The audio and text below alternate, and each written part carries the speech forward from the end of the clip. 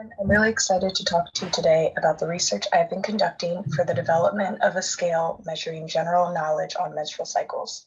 This topic is near and dear to me because I myself am a female who, up until a few years ago, knew very little about this natural occurrence that every biological female experiences. This topic typically has a negative connotation surrounding it. This is possibly due to the means in which people learn about it. A lot of females don't learn about their menstrual cycle until menarche, which is when a female first gets her period. Whether they learn it from other females in their lives or through a sex ed class, their peers, or even their fathers, many females are left feeling as if this natural hormonal cycle should be kept a secret, or they may even experience shame around it. It is extremely important for people to understand what occurs during the menstrual cycle because this phenomenon is experienced by all females of reproductive age. Sex education in this country varies greatly, with some schools teaching comprehensive sex education, which includes, but is not limited to, practice of abstinence as well as safe sex through the use of condoms, pills, etc. Others teaching abstinence-only sex education, which only includes the act of abstaining from sex due to moral obligation. And some education systems don't even touch on the subject at all. Even when the topic of menstrual cycles is brought up in schools, the way the information is presented can severely impact all people. If the information is presented in a negative or neutral way, this can leave people in the class feeling as though females are inferior because of this nasty or painful experience, when it is in fact a beautiful and natural occurrence. There are many myths surrounding the menstrual cycle as well, such as cramps being unavoidable, PMS being natural, and the birth control pill being a good option for the regulation of one's period. With that said, I originally wanted my project to include a correlational design on people's knowledge on menstrual cycles and their attitudes towards sex. However, after much research, I couldn't find a scale out there for measuring general menstrual knowledge, so I decided to come up with one. In order to develop the General Menstrual Knowledge Scale, which I will refer to as the GMKS, I put together a list of 52 items that I gathered from books and research articles. The items consist of statements concerning the menstrual cycle that were answered as either true, false, or I don't know. A few item examples include a female is born with a set number of eggs in each ovary, which declines throughout her life. Day 1 of a female's menstrual cycle is when bleeding first occurs, and ovulation always happens on day 14 of a female's menstrual cycle. The goal is to eventually refine this questionnaire by eliminating the floor and ceiling items. To do this, I had to run a reliability analysis. The survey I sent out consisted of demographic questions as well as the GMKS and a scale called the MU Fertility Knowledge Assessment Scale. The MU Fertility Knowledge Assessment Scale is a measurement tool that I found through my research that consists of the same format as the scale that I created, including items concerning fertility knowledge that were answered in the same true, false, or I don't know fashion. I was able to use the MU Fertility Knowledge Assessment Scale to test for the convergent validity with my scale. I also ran an item analysis on my scale in order to eliminate floor and ceiling items to reach the goal of refining the questionnaire.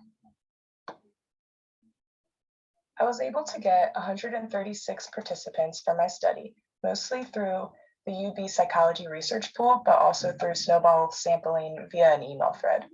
The mean age of participants was 31. Gender differences included 73.5% females, 11.8% males, 6.6% non-binary or third gender, and 7% other. Ethnicity included 81% white Caucasian, 22.8% Black African American, 5% Asian, and 12% other.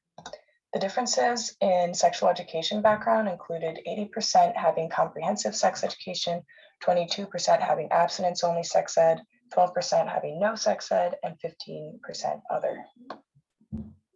As for the hypotheses of this study, my first hypothesis was that there would be a high convergent validity between the GMKS and the MU-FKAS.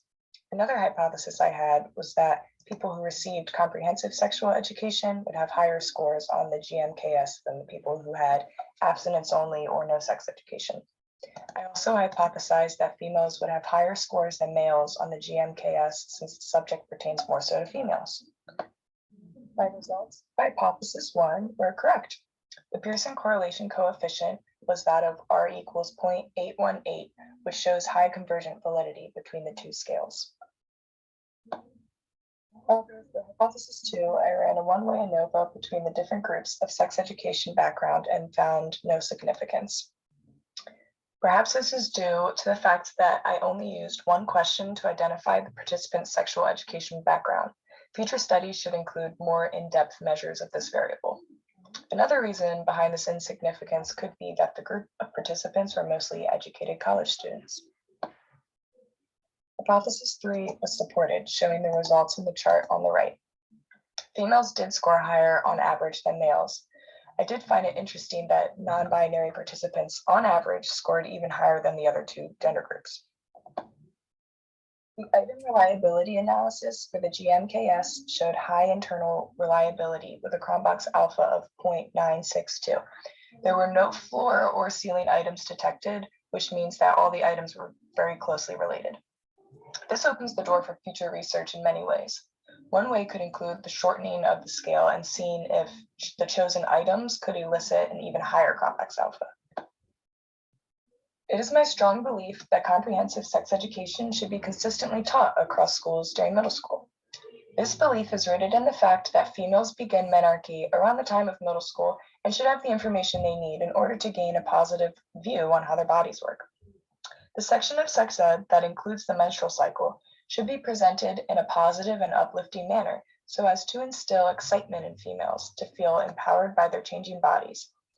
A positive presentation of information will benefit not only females but all genders because it could help people understand certain problems and issues that can be experienced by females of reproductive issues. And it could also help people understand the importance of safe sex and contraception, which we all know is important in preventing unwanted pregnancies. I'm really hopeful that the development of the general menstrual knowledge scale will be a useful tool in future research in the fields of psychology and education for these purposes and more. This was my very first solo research project, and I'm very proud of the time and effort that I put into it. I would also like to thank Dr. Frederick for helping me at every stage of this project, as well as Dr. Eisel, who introduced me to the world of sex education. I am very grateful to have had such wonderful mentors. And thank you all for taking the time to listen and allowing me to share my passion and discover